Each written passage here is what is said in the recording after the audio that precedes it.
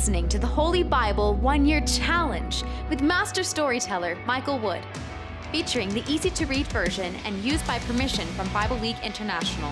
Enjoy the show! Hello everyone, welcome to day 48. We're continuing in the book of Exodus, and we're going to go through many commands and laws, dealing with lots of different criminal and civil matters. Again, this is the formation of God's people and the formation of government. And the first parts of government, besides choosing your leaders, is to then decide on the laws that will govern the people. But let's keep in mind, these laws were not developed by the people. They didn't come from Moses. They weren't bills that passed the House and Senate. No, all of the laws you're about to hear in Exodus chapters 21 and 22 came directly from God. We're also continuing in the book of Mark. And Jesus has really been upsetting the Pharisees, the teachers of the law, and a group called the Herodians. That was simply the group of Jews who were on the side of King Herod. And when Jesus begins to defy the Sabbath day, and even go so far as to say he's Lord of the Sabbath, well, it just ruffles their feathers. So they plan to kill him. And what does Jesus do about this? His strategy is to multiply himself. He starts to pick from the crowd 12 people, and he calls them apostles, and he gives them power to heal and to cast out demons. If you enjoy the show, visit me at patreon.com/storymaster. You'll find the link in the description box below. By contributing as little as $1 per month, you will enable me to continue this ministry, and you'll get cool rewards too. Together, we're going to get through the Bible in 1 year. Let's get started. Exodus 21, other laws and commands. Then God said to Moses, "These are the other laws that you will give to the people. If you become the owner of a Hebrew slave, that slave will serve for 6 years. After 6 years, he will be free, and he will owe nothing. If he was not married when he became your slave, he will leave without a wife. But if the man was married when he became your slave, his wife will be freed with him. If the slave is not married, the master can give him a wife. If that wife gives birth to sons or daughters, she and her children will belong to the master. After the slave is finished with his years of service, he will be made free." But if the slave decides that he wants to stay with the master, he must say, "I love my master. I love my wife and my children. I will not become free. I will stay." If this happens, the master will bring the slave before God. The master will take the slave to the door or the doorpost and use a sharp tool to make a hole in the slave's ear to show that he will serve that master for all his life. If a man sells his daughter as a slave, the rules for making her free are not the same as the rules for making the men slaves free. If the master who bought her for himself is not pleased with her, he may sell her back to her family. He cannot sell her to anyone else because he broke his agreement with her. If the man bought her as a slave decides to give her to his son, he must accept her as a daughter. If the man takes another woman as a slave or a wife, he must continue to give the other woman the same food, clothing, and rights she had before. The man must provide these 3 things for her.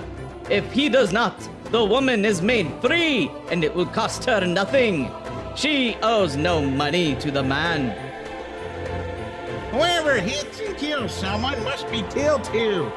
But if an accident happens and a person kills someone without planning it, well, they not allowed that thing to happen.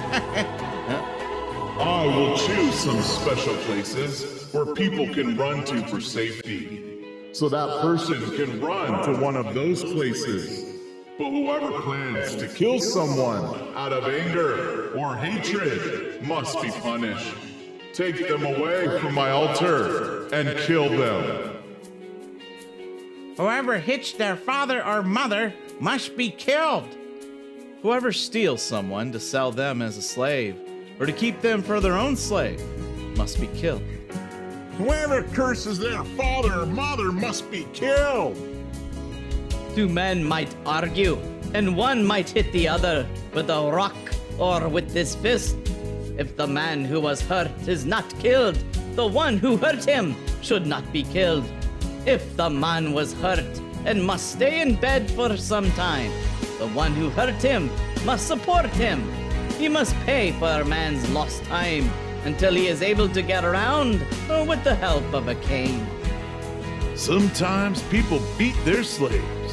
If the slave dies after being beaten, the killer must be punished. But if the slave is still alive after a day or two, the master will not be punished. The slave is the property of his master.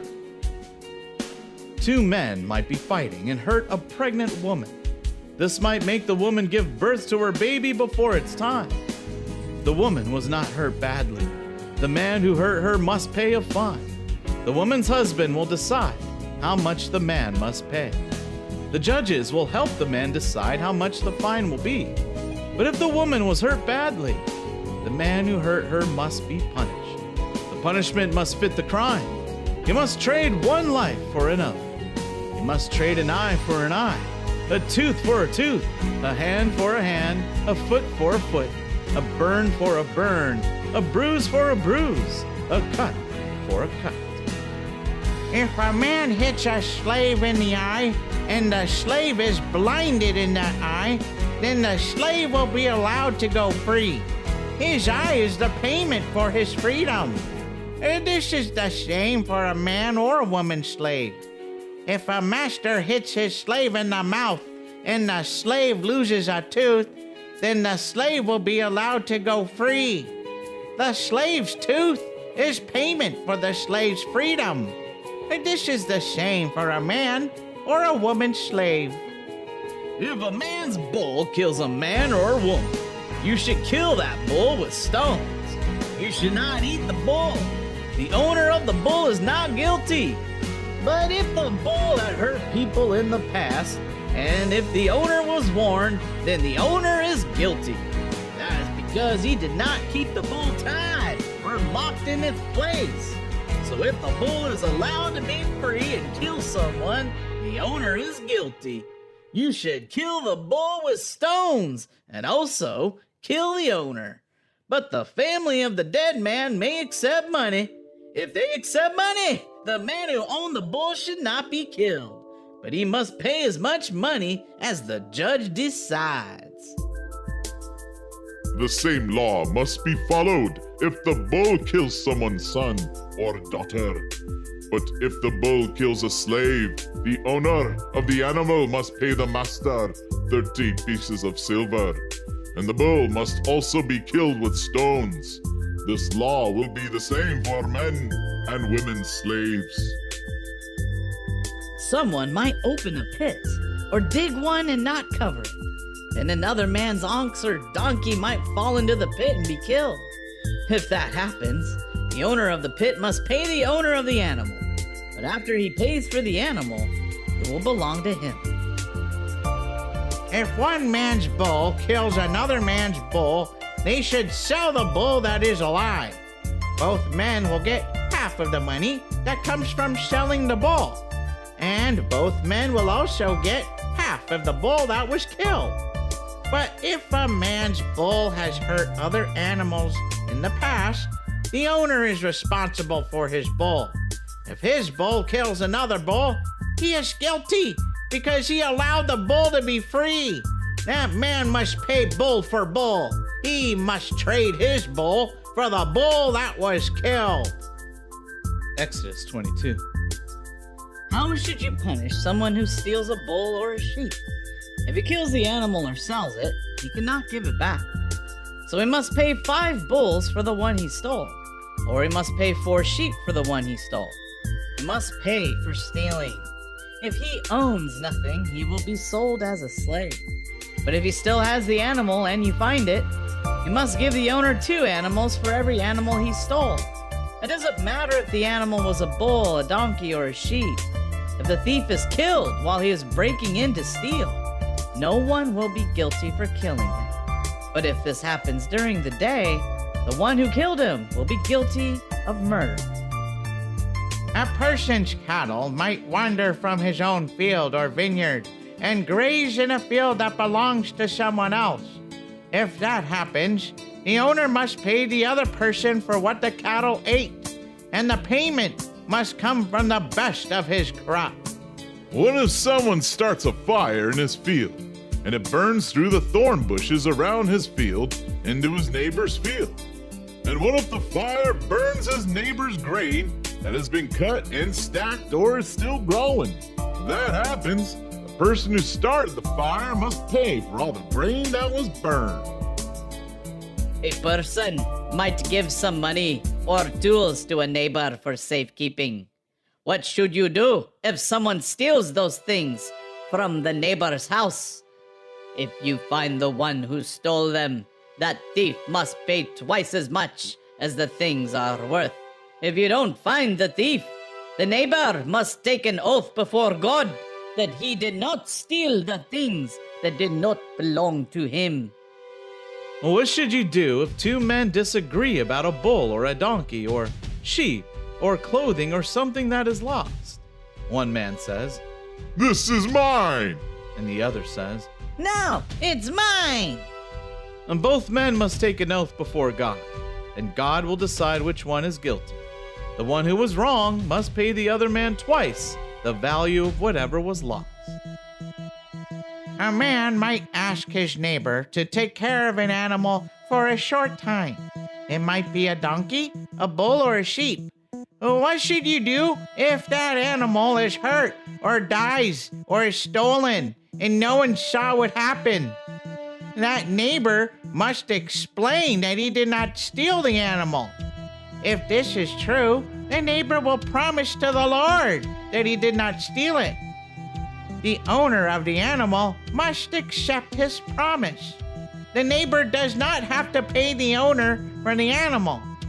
But if the neighbor stole the animal, he must pay the owner for the animal. If wild animals kill the animal, the neighbor should bring the body as proof. The neighbor will not have to pay the owner for the animal that was killed. If a man borrows an animal from his neighbor and the animal's hurt or dies, the neighbor must pay the owner for the animal. The neighbor is responsible because the owner was not there himself. But if the owner was there, the neighbor does not have to pay. Or if the neighbor was paying money to use the animal for work, he will not have to pay if the animal dies or is hurt. The money he paid to use the animal will be enough payment.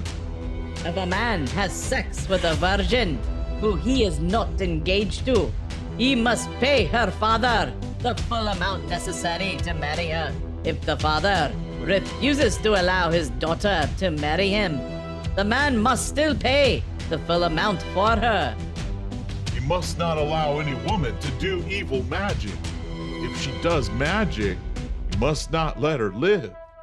You must not allow anyone to have sex with an animal.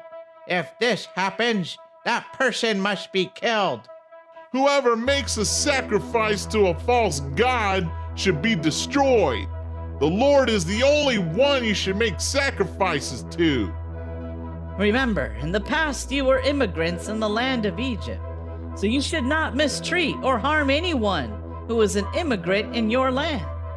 You must never do anything bad to women whose husbands are dead or to orphans. If you do anything wrong to these widows or orphans, I will know it. I will hear about their suffering, and I will be very angry and kill you with a sword. Then your wives will become widows, and your children will become orphans. If you loan money to any of my people who are in need, don't be like a moneylender. Don't charge them interest. If you take their cloak to make sure they pay the money back, you must give it back to them before sunset. The cloak might be their only protection against the cold when they lie down to sleep. If they call to me for help, I will listen, because I am kind. You must not curse God or the leaders of your people. At harvest time, you should give me the first grain and the first juice from your fruit. Don't wait until late in the year. Don't wait to give me your firstborn sons. Also, give me your firstborn cattle and sheep. The firstborn stay with its mother for 7 days. Then on the 8th day, give him to me. You are my special people, so don't eat the meat from something that was killed by wild animals. Let the dogs eat the dead animal.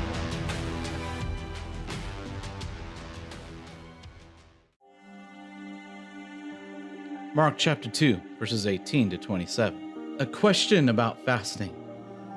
Once the followers of John and the Pharisees were fasting. Some people came to Jesus and said, Why don't your followers fast the way John's followers and the followers of the Pharisees do? Jesus answered, At a wedding, the friends of the bridegroom are not sad while he is with them. As long as they have him there, it is not the time for fasting. But the time will come when the bridegroom will be taken from them. Then they will be sad and fast. When someone patches old clothes, they never use a piece of cloth that is not yet shrunk.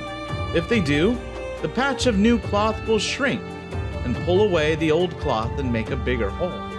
Also, no one ever pours new wine into old wineskins. The wine will burst the old wineskins, and the wine will be ruined as well. You always put new wine into new wineskins. One time on a Sabbath day, Jesus and his followers were walking through some fields of grain. As the followers walked along, they began to pick some heads of grain to eat. Some Pharisees said to Jesus, Look at your followers. Why are they doing this work that our law does not allow on the Sabbath day?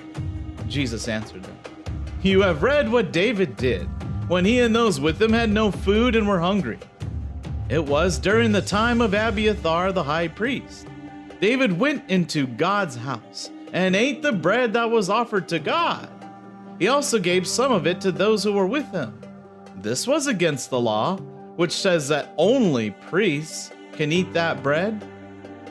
Then Jesus said to the Pharisees, The Sabbath day was made to serve the needs of people.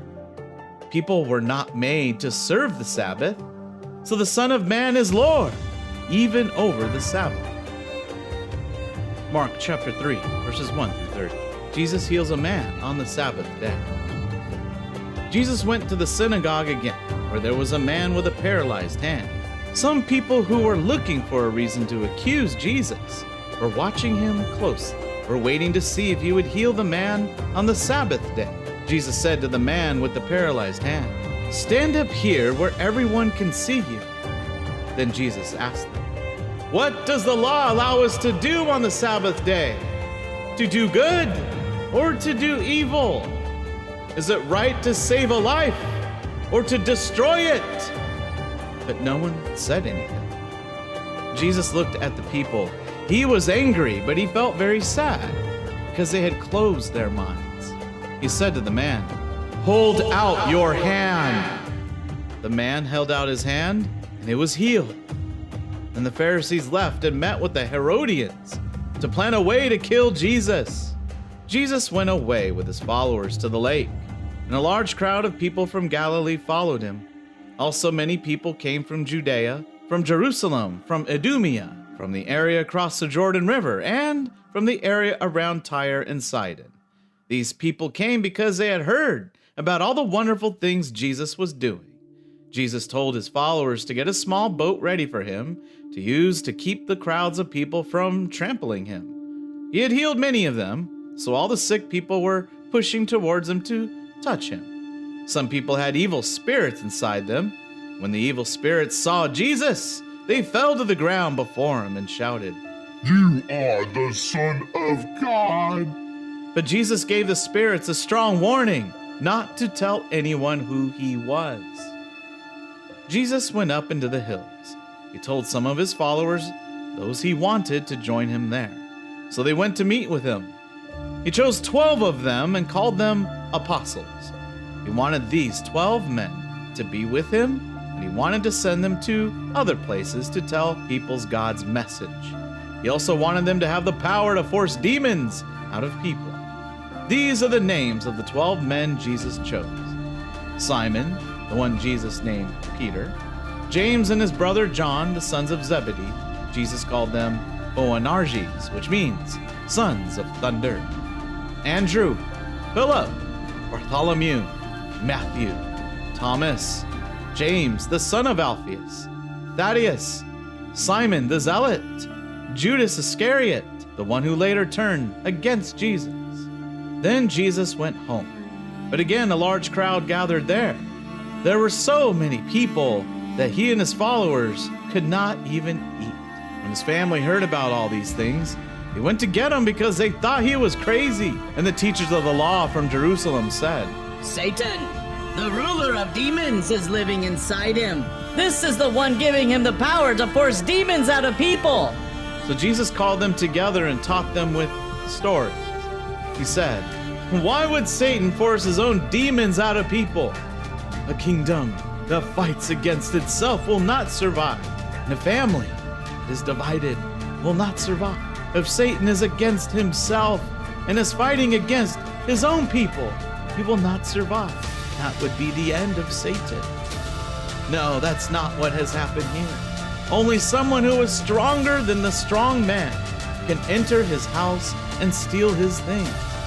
You have to be able to tie him up before you can rob his house. Now, it's true that people can be forgiven for all the sinful things they do. They can even be forgiven for saying bad things about God. But I tell you that you will never be forgiven for speaking against the Holy Spirit. You will always be guilty of that sin. Jesus said this because the teachers of the law had accused him of having an evil spirit inside him.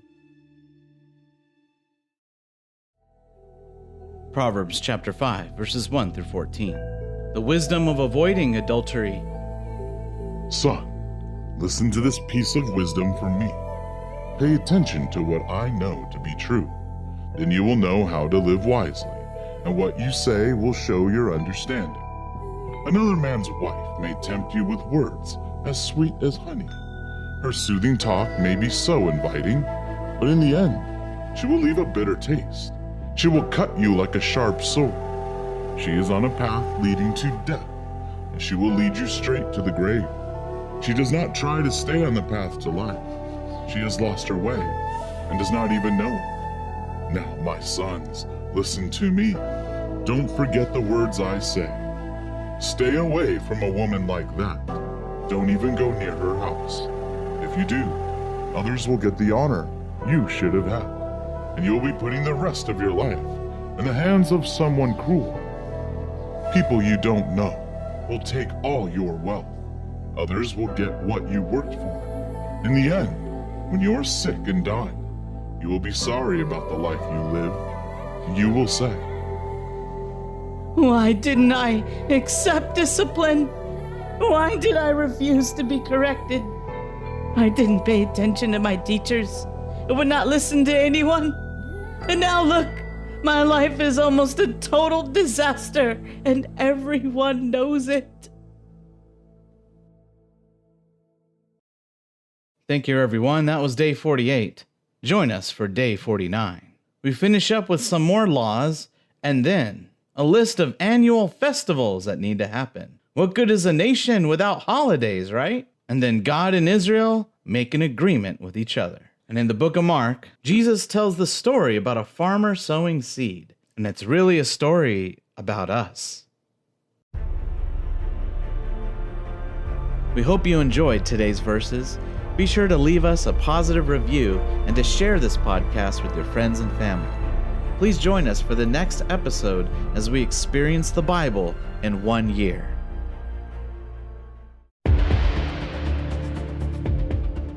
Did you know we offer online courses in creative writing, literature, and web design? Visit us at storymaster.online to learn more.